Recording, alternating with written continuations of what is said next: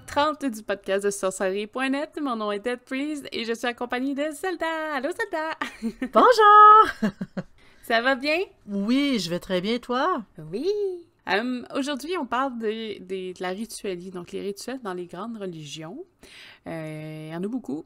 Il y en a partout, il y en a beaucoup. Est-ce que tu veux introduire un peu ce qu'est la définition d'un rituel pour commencer? Bien sûr. En fait, un rituel, un rituel religieux, c'est des agissements répétitifs, c'est autant des mots que des gestes qu'on fait de façon répétitive, de façon standard, pour honorer soit la religion qu'on pratique, pour faire certains événements, comme par exemple le mariage. Le mariage est un rituel, donc oui, les mariages se ressemblent tous parce que oui, bon, on va à l'hôtel, on prononce les vœux, on fait ci, et tout se fait dans un ordre précis qui signifie que le tout est un rituel, le tout fait le rituel religieux en soi.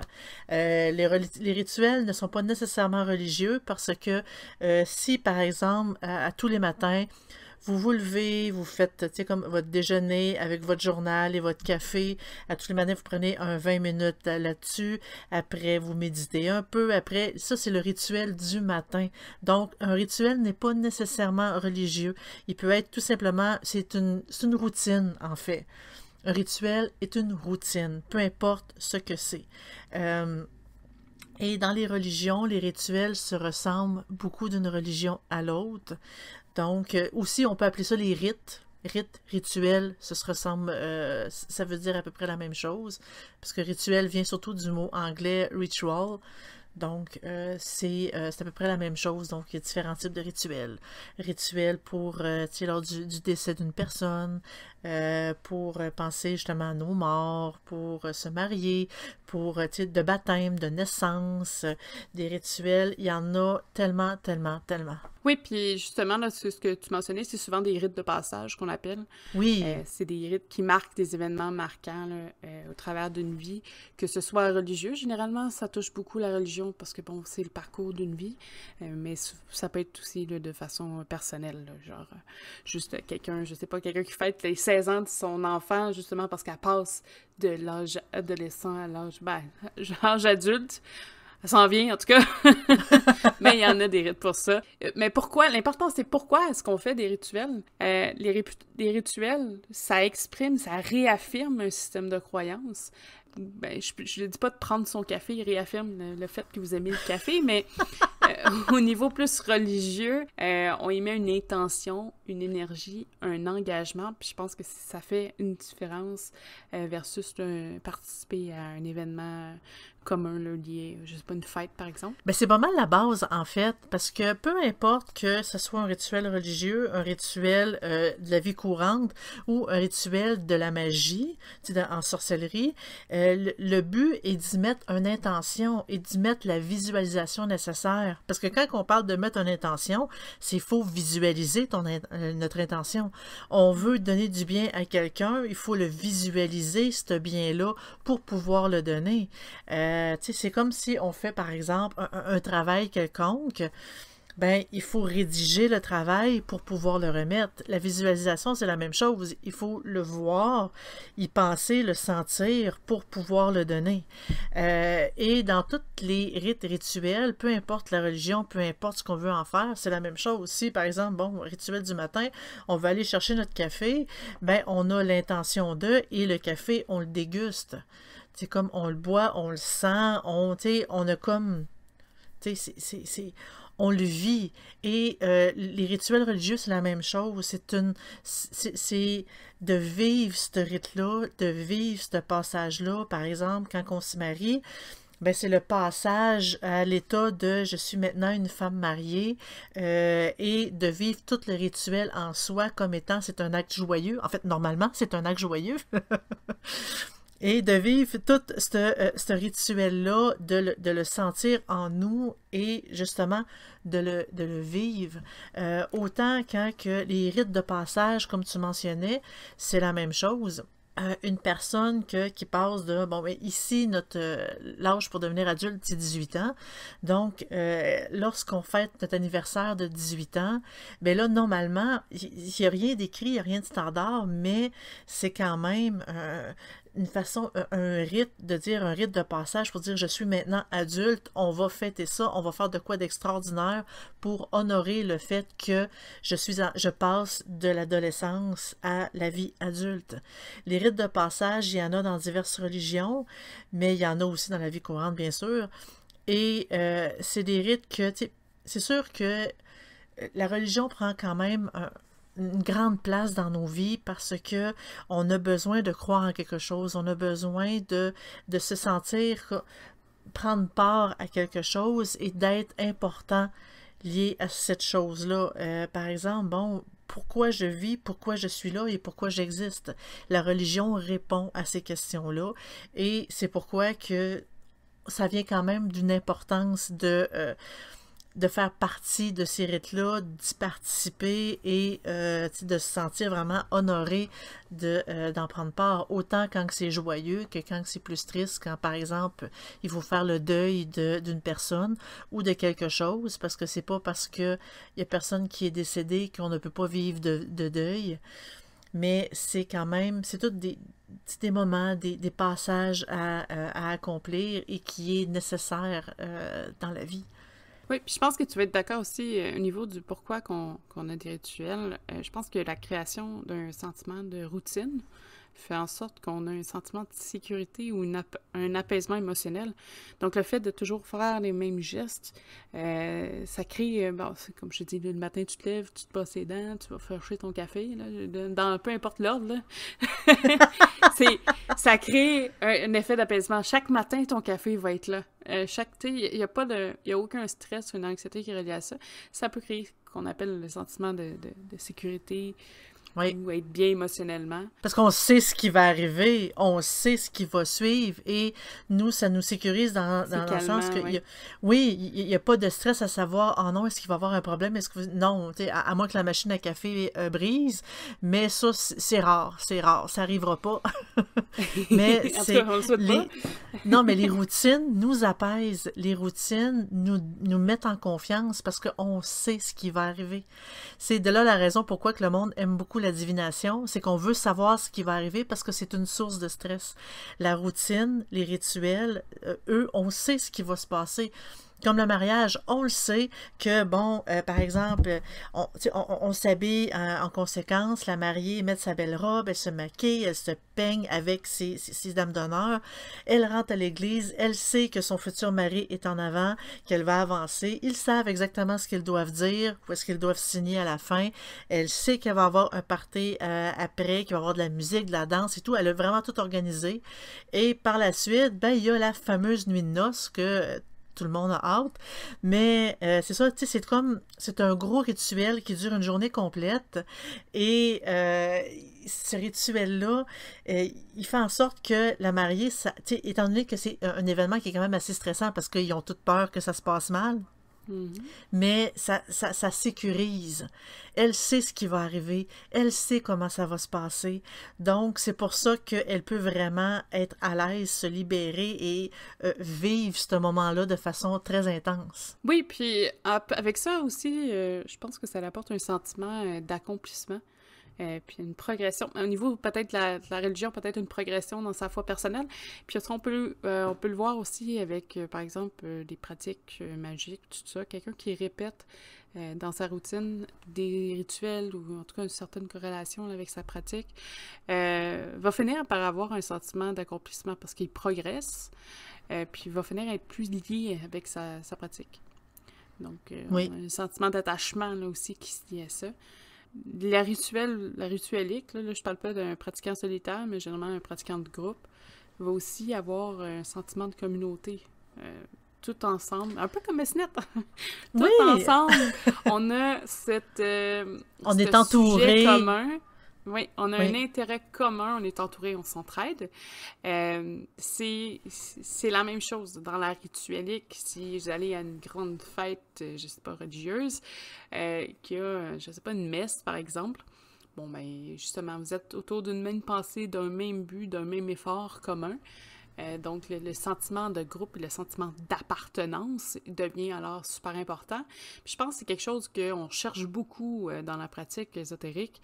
C'est pas nécessairement le fait d'appartenir à quelque chose ou quelqu'un, mais souvent, on va le remarquer chez les pratiquants, on se demande, bon, mais toi, tu pratiques-tu plus des arts noirs, des arts, on va les appeler les arts blancs pour ça, là, mais les chamanistes, le druidisme, on va essayer de se catégoriser pour essayer de se rassembler avec ceux qui pratiquent. Bon, tous ceux qui pratiquent les arts noirs sont comme des amis potentiels, tu sais. Oui.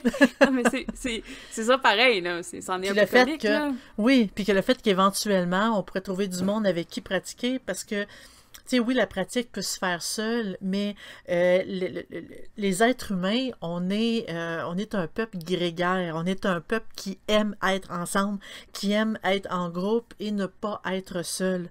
Donc, nécessairement, quand on veut pratiquer, c'est sûr que on est plus attiré vers le fait de pratiquer en groupe, de pratiquer avec quelqu'un.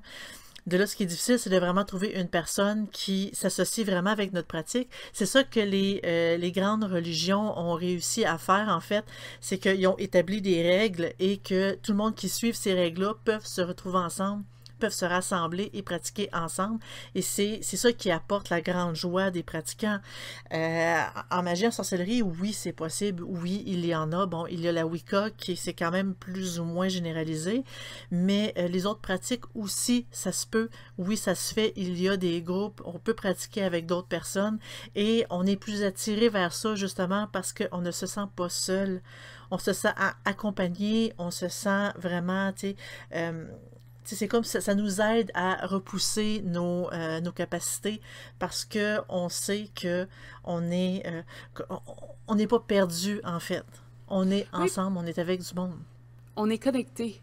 Puis que ce soit avec des proches, de la famille, des amis, quand vous avez des intérêts communs, vous liez ensemble, c'est normal. Tu sais, vous voyez, c'est un cliché américain là, de la grande famille qui catholique chrétienne, là, qui se tient, même si des fois c'était juste des apparences, là, mais qui se tiennent quand même assez fortement versus quelqu'un, bon, tous des groupes qui ont des intérêts séparés, le même type de famille, mais il n'y en a pas un qui aime la même chose. Des fois, oups, c'est un peu plus difficile, les liens se font moins bien, il y a un petit peu plus de querelles, ça arrive. Je dis pas, si vous êtes pas religieux, votre famille, c'est un bordel, c'est pas ça du tout, mais il y a vous avez probablement d'autres liens qui vous lient autres que la ritualique. C'est correct, là. J'ai pas juste ça.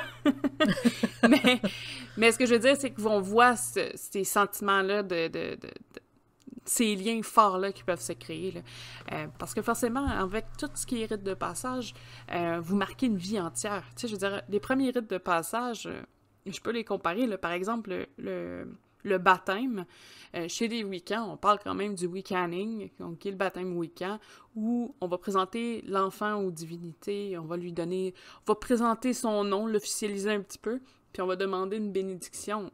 Chez les Juifs, on a la Brit Mila, au 8e jour de naissance, on le présente à l'Alliance de Dieu et d'Abraham. Chez les garçons, c'est là qu'il y a la petite cisaille. En hindouisme, on a c'est sûr que je nomme ça tout croche, mais le Jatakarma, qui est de couper une mèche de cheveux à la naissance. Là, j'ai pas toutes les significations de toutes, mais en gros, c'est le même rite de passage qui prend différentes formes dans les religions. Puis là, on peut continuer. Bon, il y a le passage à l'adolescence, on le voit chez les Japonais, on les voit chez les Chinois, on le voit partout. Là, souvent, c'est 16 ans, mais comme le 16 ans, comme devient plus un droit peut-être plus. Puis à 18, 21, là, c'est l'âge légal, là, mais souvent le passage à l'âge adulte, c'est quand même assez bas. À 16 ans au Canada, c'est quand même un âge qui est assez marquant parce que les adolescents peuvent commencer à travailler à cet âge-là. Les adolescents, ils peuvent décider, tu sais, est-ce que, tu sais, moi, je vais voir le médecin. Est-ce que mes parents ont le droit de savoir oui ou non ce que je dis à mon médecin et les médicaments que je prends? Il devient là, attends, je cherche mon mot. Tu sais, le secret médical à partir de 16 ans apparaît, parce que là, les parents, ils sont plus tenus à tout savoir sur leur enfant, donc ils peuvent avoir une vie un petit peu plus privée. C'est comme une pré-vie adulte, un peu, même ici, là. On commençait à conduire un véhicule, Oui, ou moins à avoir les cours à partir de oui, 16 ans. oui. Ben non, ils ont le droit de conduire. Ils peuvent commencer les cours à 15. À 16 ans, c'est tu as le droit de conduire à 16 ans. Tu as le droit d'avoir un permis. Mais 16 ans, c'est comme justement la pré-vie adulte. Bref, il commence à être adulte. Puis après ça, ben il y a le mariage, parfois le divorce. En fait, ça en fait partie, dépendamment des religions, parce qu'il y a des religions qui sont quand même plus ouvertes sur le divorce que d'autres. Oui, oui.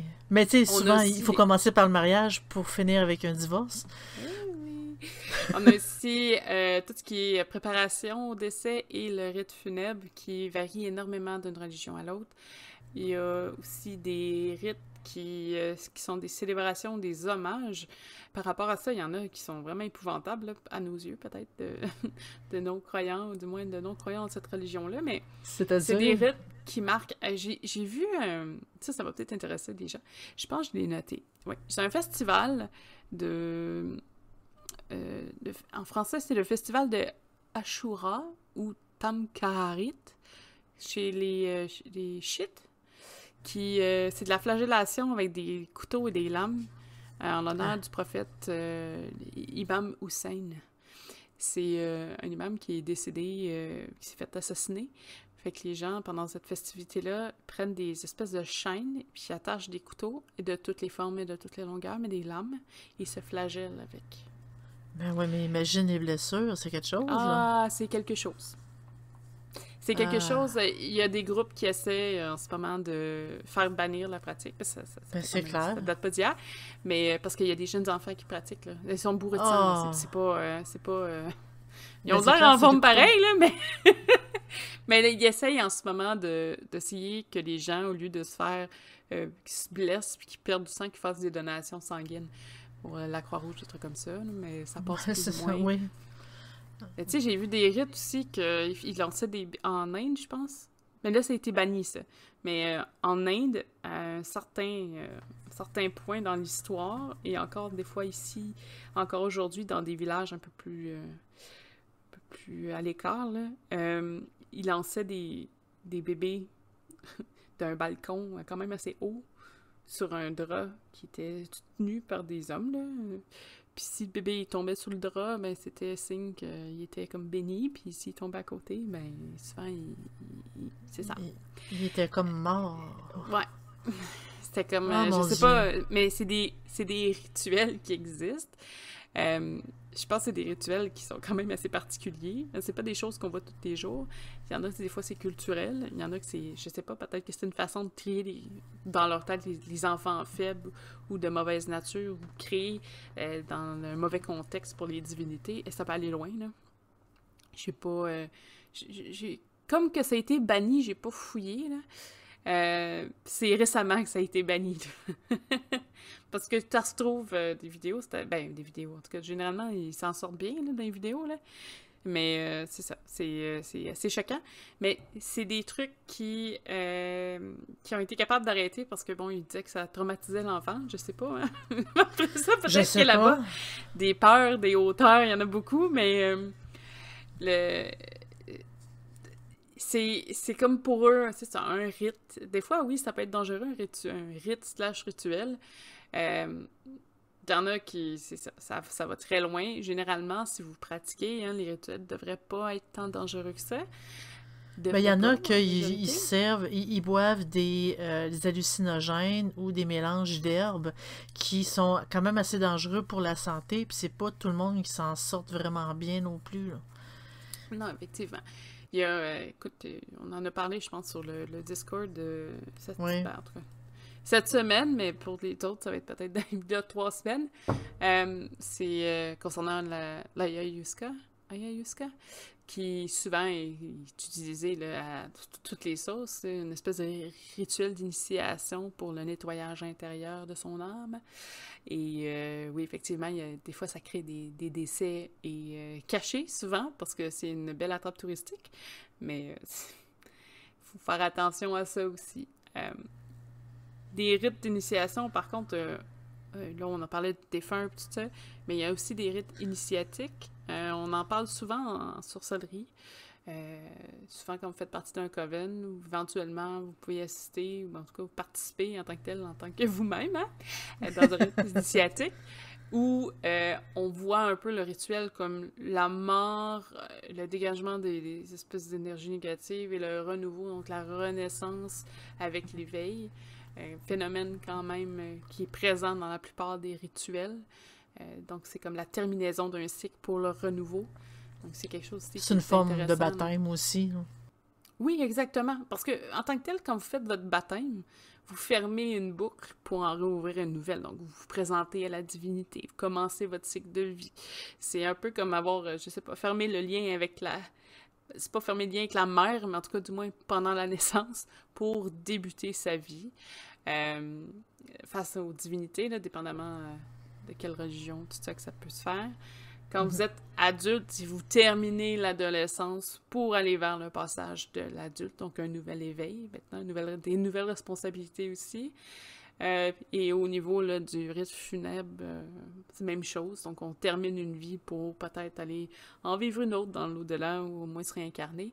Je pense que c'est toujours des petits cycles qui se reproduisent en tant que tels. Puis, même chose pour le mariage en tant que tel. Vous fermez votre vie de célibat pour une vie conjointe. Donc, c'est quelque chose aussi qui encore une fois, le principe du cycle. Donc, on ferme une histoire, on en réouvre une nouvelle page. Oui, comme le rite du divorce, même chose, hein? On termine. Même chose, on ferme une épopée, on en réouvre un autre. Ce qui est important aussi dans les rituels, autant, là, il y en a qui c'était hardcore, là, mais mettons les plus soft, c'est que ça peut aussi influencer sur les comportements des gens.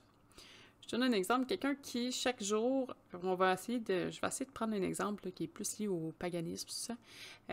Chaque jour, vous avez comme rituel, vous faites vos petits nettoyages matinaux, là. Vous passez un savon sur votre visage, passez un peu d'eau sur le visage, en passant votre eau ou en nettoyant votre peau, vous avez une belle pensée. Okay. Chaque jour, vous avez une pensée, ça peut être la même, ça peut être une différente, mais une pensée positive en vous regardant dans le miroir. Vous construisez une habitude, un comportement positif sur votre personne. Chaque jour, ça va donner inné, c'est un sentiment de sécurité. Que ce soit, par exemple, chaque matin, vous vous dites que vous êtes belle ou que vous resplendissez, puis vous trouvez une qualité sur vous tous les jours. Bon, ça va faire en sorte que ça va créer une habitude de vie, un positivisme sur votre personne. Ça peut être la même chose sur plein de trucs. Je sais pas, tout d'un coup, je décide que je prends un rituel, moi, au lieu du café le matin, je me fais un thé. Bon, ben, ça peut être bon pour ma santé physique, santé mentale aussi, à un certain point le matin. Mais en gros, c'est que ça crée une habitude de vie. Si vous avez des mauvais comportements, avoir des rituels qui vous bloquent un peu de recréer ces mauvais comportements peut être intéressant. Quelqu'un qui, chaque soir, par exemple, mange un sac de chips en écoutant TV Netflix, ben si à la place, il change son habitude de vie pour chercher des fruits, mais que c'est toujours à la même heure, la même chose, ça crée un rituel, ça peut contrer une habitude de vie. Donc ça peut être intéressant aussi que l'habitude, c'est pas nécessairement juste... Ben, le rituel en tant que tel n'est pas juste religieux, mais il peut être apporté autant d'une façon religieuse que non, puis avoir les mêmes effets, ce qui est intéressant aussi à ce niveau-là. Oui, en effet. Mais dans les rituels, tout particulièrement des rituels, tu sais, comme par exemple dans la sorcellerie, ça ressemble aussi beaucoup aux rituels qu'il y a dans les autres religions. Je donne un exemple. Bon, on fait un rituel quelconque, on place notre autel, on fait notre visualisation, on fait le rituel en tant que tel, on récite les mots et tout. Si on s'attarde sur ce fait-là, on peut se rendre compte aussi que les différentes religions utilisent le même principe. Je donne un exemple. Dans la religion catholique, quand on voit le curé en avant avec son autel et il y a ses items sur l'autel, il y a sa coupe de vin, parce que lui, il est chanceux, il y a du vin, c'est pas de l'eau. Il y a sa coupe de vin, il y a ses hosties qui est quand même, tu sais, comme proche de lui, il y a son livre, il y a tout. Je trouve que, en tout cas, personnellement, je trouve que ça ressemble un peu à un sorcier, surtout qu'il y a une tonne de bougies partout, il y a de l'encens, il y a... les rituels utilisés dans les religions se ressemblent tous, en fait, se ressemblent de beaucoup, et les religions se sont comme volées un peu les rituels des autres, tout comme la religion catholique s'est servi beaucoup du paganisme de l'ancienne religion pour pouvoir monter leur rituel, pour avoir le plus de pratiquants possible. Je pense qu'il y a un effet de grandeur aussi. Je veux dire, oui. Admettons qu'on créerait une religion là, de zéro. Là. Je veux dire, s'il n'y a aucun rituel, c'est difficile de faire des liens avec tes membres, mais si t'es pas un peu tape à l'œil, ouais. c'est un peu moins, ça vale moins, je te dirais. Donc, le fait d'avoir des symboles, le fait d'avoir, tu sais, parce que les symboles, c'est hyper important, de créer une espèce de symbolique, la coupe de vin, le vin a été longtemps quelque chose qui était vraiment, vraiment sacré, là, dans le sens où, regardez la prédisposition du vin chez les Grecs, ça a suivi avec les années. Ouais. Puis le vin, encore aujourd'hui, il y a quand même une belle connotation au niveau de la symbolique. Puis on le voit aussi chez les pagans, là, il y a vraiment une célébration, une offrande avec le vin, souvent, tout ça. Je pense que dans toutes les religions, en tant que telles, c'est ça, c'est l'utilisation des symboles pour créer un effet. Sinon, honnêtement, tu sais, comment je peux dire ça? En sorcellerie, par exemple, vous pouvez créer beaucoup avec la manifestation du souhait. Vous n'avez pas besoin de rien, techniquement. Les outils sont souvent accessoires. C'est très optionnel. Vous épauler. La seule chose, par contre, c'est que si vous prenez une grande masse de personnes, vous êtes 2000 dans une petite pièce et il n'y a rien qui se produit, l'effet de l'attention, vous la perdez tout de suite, des gens partant. La personne, elle va pas avoir le plus beau discours du monde. C'est sûr que s'il n'y a rien qui se produit pour les visuels, parce que c'est quand même des sens, là. Je veux dire, on est des humains, là, les sens sont importants. S'il n'y a rien qui se produit au niveau façon visuelle ou que vous faites des liens où vous pouvez démystifier, c'est sûr que vous perdez le focus. Ça va un peu aller pas mal, mais ça va perdre un peu de son sens. Fait que je pense que l'utilisation des outils ou de la forme, de la discipline aussi, qui est souvent importante dans les religions, créer un rituel, créer une discipline, parce qu'il faut suivre les règles de A à Z, il ne faut pas déroger, il faut pas... Tu sais, il y a beaucoup de choses qui rentrent en ligne de compte qui font en sorte que le rituel est vraiment important pour la religion, même si, bon, parfois, il est mal exécuté, ça peut arriver, là. Mais c'est ça, je pense que sans ça, il manque l'intérêt, ou du moins, les gens peuvent perdre d'intérêt. Si la sorcellerie avait zéro objet, zéro item, okay, mais zéro item parlé, là, pas de poupée, pas rien, ça n'a jamais existé, ou du moins jamais été utilisé, là. Je veux dire, il n'y a pas personne qui en parlerait aujourd'hui parce que ça l'a pas marqué. Ça n'aurait pas marqué personne. Ça aurait été fait, oui, dans le secret encore, mais je veux dire, qui en aurait vraiment entendu parler? J'ai des doutes que ça aurait passé à l'histoire. En effet, c'est comme, je donne juste un exemple comme ça, tu sais, quand tu parlais quasiment de sensationnalisme, je m'excuse, quand on parle de sensationnalisme, je suis pas capable de dire le mot, quand on parle de sensationnalisme, il y a, par exemple, moi je fais juste penser à la cathédrale de Saint-Jacques-de-Compostelle en Espagne, qu'il y avait, il y a beaucoup de pèlerins qui y vont et l'encensoir qui est là est quand même assez impressionnant. Il y en a qui vont quasiment juste pour aller voir cet encensoir-là, qui se balance d'un côté à l'autre de l'église. Initialement, c'était pour cacher les odeurs que des personnes qui faisaient le pèlerinage, parce qu'ils se lavaient pas, hein, ils faisaient le pèlerinage, puis ils sentaient vraiment pas bon. C'est surtout pour masquer les odeurs et diffuser l'encens partout dans l'église. Mais aujourd'hui, c'est quand même assez impressionnant à aller voir. Et, tu sais, c'est justement, le monde y vont juste pour aller vivre ce genre d'événement-là et voir tout ça. Et c'est ça qui attire les foules, c'est ça qui attire le monde. C'est sûr que quand on commence à dire, là, on va rester dans nos esprits, puis, il n'y a rien qui va se passer, les plus croyants vont suivre, mais les personnes qui doutent un peu, qui sont pas sûrs, eux, ils vont décrocher totalement, puis c'est pas eux qui vont revenir la fois suivante. Puis t'apportes un point avec ton encens, par contre. Si on remarque dans les religions, souvent, c'est les mêmes mélanges. Ou souvent très proches. Oui. Très proches. Le Liban, la myrrhe, tout ça, c'est toutes des encens qui sont quand même assez anciennes, là. Mais ça a un sentiment sacré, en tout cas. Probablement qu'on a tous déjà senti ça plus jeune. Justement parce qu'on assiste à des rites pareils, hein? Même si on est bébé, on suit le panier, hein? Donc, l'odeur, on la reconnaît parce qu'on l'a senti souvent, là. On l'a senti, tout ça, pas nécessairement compris, mais on l'a senti avec un sentiment quand même de rapprochement avec les odeurs. Puis l'aromathérapie est une preuve que, bon, on a une connexion avec ces odeurs-là. C'est pas un sens qu'on utilise à sa pleine capacité probablement, mais ça crée des émotions, ça crée des ressentis sur ce qui se passe. Puis je pense que dans les rituels, c'est pas pour rien que les encens, les espèces d'huiles essentielles fortes, là, ils peuvent apporter beaucoup, beaucoup dans un rituel. C'est pour ça, quand vous allez à l'église, oui, l'encensoir, il se gâte, là. Moi, à chaque fois, c'est ça qui me fait tomber malade, là, mais...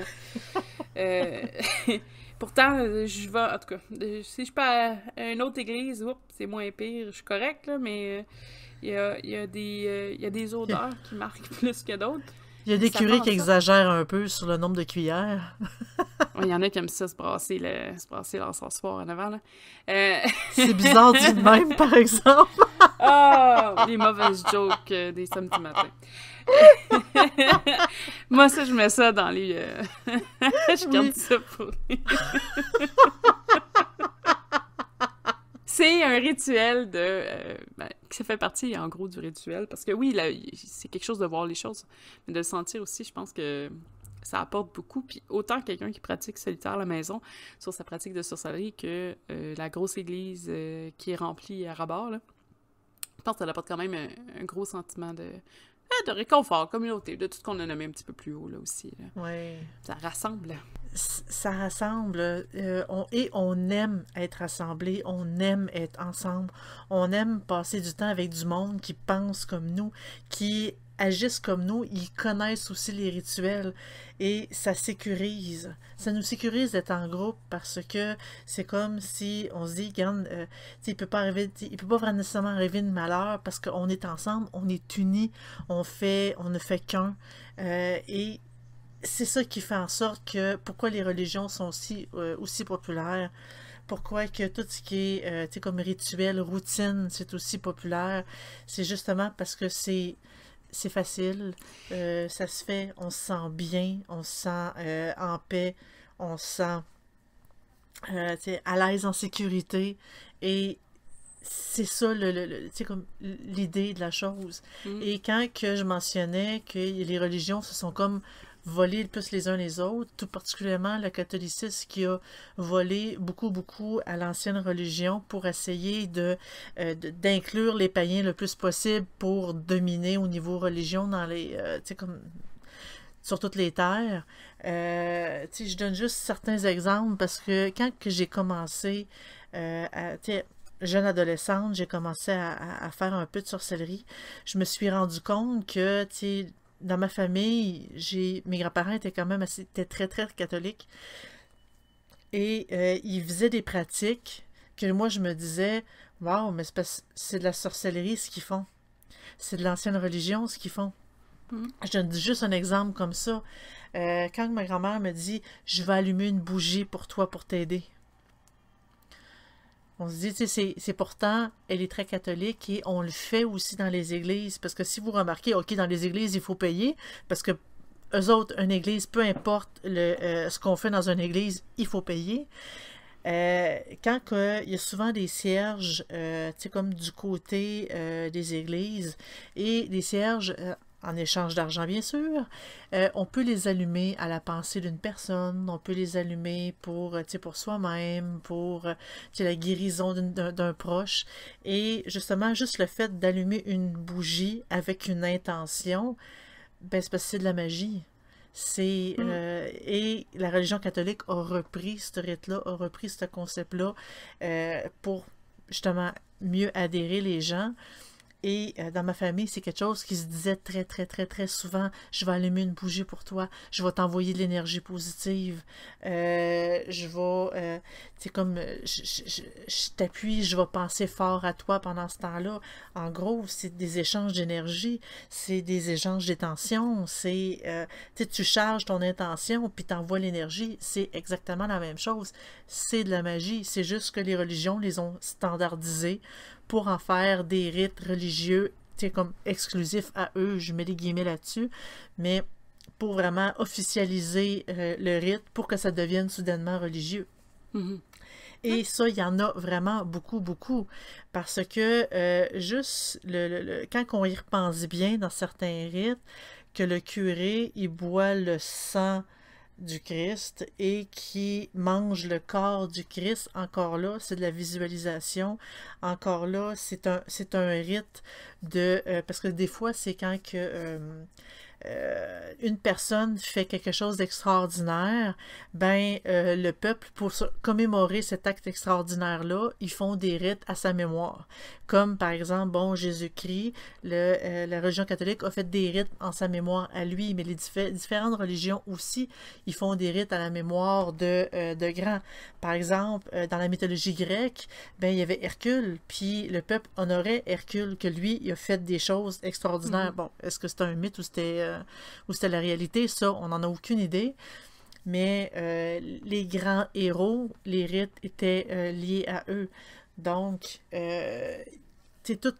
toute leur façon de faire, leurs rites ont été tirés aussi de l'ancienne religion, des religions des personnes qui voulaient essayer de conquérir et pour en devenir un tout, en fait, pour l'intégrer à leur propre croyance. De là que, tu sais, l'encens qui est pas mal assez généralisé, comme on disait, allumer une bougie, le feu, les feux de joie, par exemple. Le vin, qui était quand même assez... ça aussi, je sais que les curés aiment bien ça. Je parle de curés, mais peu importe la religion, la croyance, c'est toujours plus agréable de boire du vin que de boire de l'eau. Mais dans le domaine de la sorcellerie, c'est une coupe d'eau qu'on met là, mais qu'on ne boit pas, évidemment. Mais justement, tu sais, tous les éléments, ils sont représentés. Et, c'est comme, par exemple, la terre dans la sorcellerie, ben, ça peut être justement le style dans la religion catholique. Il y a tous des liens qu'on peut voir et qui ont été tirés de toutes sortes de religions parce que le catholicisme n'a pas juste pigé dans le paganisme, mais il a aussi tiré dans les autres religions, bien sûr. Oui, parce que quand tu es une religion conquérante, on va dire ça comme ça, là, tu prends ce qui est déjà existant, tu le modifies. Oui. Des fois, tu le banalises, des fois non. Le vin, chez les Grecs, c'était Dionysos avec l'ambrosia, c'était une symbolique très important. très importante pour eux. Ça c'est quand même... Si tu veux prendre possession du peuple, il faut que tu acceptes une part de sa culture. Puis je pense que c'est ce que les chrétiens ont fait. C'est que justement, le vin est devenu symbole. Les moines faisaient du vin. Il y en a beaucoup encore d'anciennes vineries que c'était à la base des moines, puis tout ça. Ou l'hydromel. Il y a plein de choses. Oui, exactement. Mais il y a beaucoup de choses que, oui, la religion a modifié. Sa main en tant que telle a été modifiée. Puis je pense qu'on avait parlé dans un autre podcast justement qui prenait des fêtes puis les transformait négatifs. Il y a des fêtes que je pense que c'était Beltane, que c'était le gros party nudiste en tant que tel. Là. Je fais des grosses lignes, là, mais à la base, là, le gros party nudiste, puis la religion a réussi à mettre ça comme une espèce de fête pour être prude, puis la virginité, puis tout ça, pour essayer de casser la tendance. Que à leurs yeux, c'était infernal. Là. Mais, tu sais, il y a beaucoup de choses que... Oui, effectivement, la religion va influencer, mais va essayer aussi d'en prendre, puis parce que c'est fou la quantité de détails qui ont été pris des Sumériens, des Grecs, des Romains, tout ça pour en faire la Oui. religion qu'elle est aujourd'hui, là. Ben, c'est pas mal plus facile de copier que de créer. Donc, les religions avaient l'habitude de justement aller copier ce qu'ils voyaient, puis ça c'est une bonne partie, on va l'intégrer à nous. Et les anciens moines, les anciens curés, dans le temps du Moyen Âge, étaient très, très, très friands de tous les textes ésotériques qu'ils ont christianisés. Tu sais, au lieu de justement de faire un rituel au nom de Dionysos, ben, ils ont fait un rituel au nom d'un saint précis qui était reconnu pour faire du bon vin.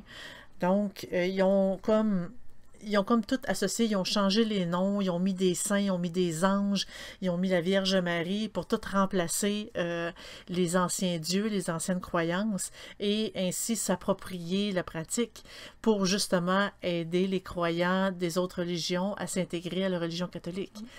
Mais il y a beaucoup de rites qui ont été pris, il y a beaucoup de rites qui ont été adoptés, puis avec très peu ou quasiment pas de changement, justement pour, je donne l'exemple, là, je parle d'Halloween, parce qu'il y a un spécial d'Halloween le 30 octobre sur Twitch, et je suis là-dedans. Je parle de l'Halloween parce que la religion catholique n'a pas changé grand-chose par rapport à l'Halloween.